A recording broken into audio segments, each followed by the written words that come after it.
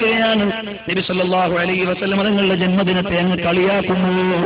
കളിയാക്കിയിട്ട് അയാൾ പറയാ, ഉഹദ് മലയോളം സ്വർണ്ണമുണ്ടെങ്കിലും ചെലവാക്കും എന്ന് സ്വാലിഹീങ്ങൾ പറഞ്ഞതിനെ കളിയാക്കുന്നത് കണ്ടോ മൗലവിമാർ? ഉഹദ് മലയോളം സ്വർണ്ണമുണ്ടായിരുന്നെങ്കിൽ അത് റസൂലുള്ളാഹി സ്വല്ലല്ലാഹു അലൈഹി വസല്ലമയുടെ മൗലിദിനു വേണ്ടി ഞാൻ ചെലവഴിക്കുമായിരുന്നുവെന്ന് ഇന്നാലിന്ന ഹോജ ഇന്നാലിന്ന കിതാബിൽ പറഞ്ഞിട്ടുണ്ട്. ഹോജ പറഞ്ഞിട്ടുണ്ടോ എന്നത് വേറെ കാര്യം, അതിന് സനദുണ്ടോ എന്നത് വേറെ കാര്യം. ഇരിക്കട്ടെ, നമുക്ക് അതങ്ങ് സമ്മതിച്ചു. അപ്പോഴോ നബി സല്ലല്ലാഹു അലൈഹി വസല്ലം തങ്ങളെ ആദരിച്ചതിന്റെ പേരിൽ ഇമാമിയങ്ങളെ കളിയാക്കുന്നു. ഇനി ഒരു മൗലവി പറയാ, അപ്പൊ മുജാഹിദീങ്ങൾ ഇത്രയും കാലം പ്രവർത്തിച്ചിട്ട് ഇവിടെ നബിദിനെ ഇല്ലാണ്ടാക്കാൻ പറ്റുമോ? ഇല്ല. ഈ മൗലവി തന്നെ പറയാ, പണ്ടൊക്കെ 12 വരെ നബിദിനുള്ളൂ, ഞങ്ങൾ എതിർക്കാൻ തുടങ്ങിയപ്പോ 30 ദിവസം നബിദിനായി.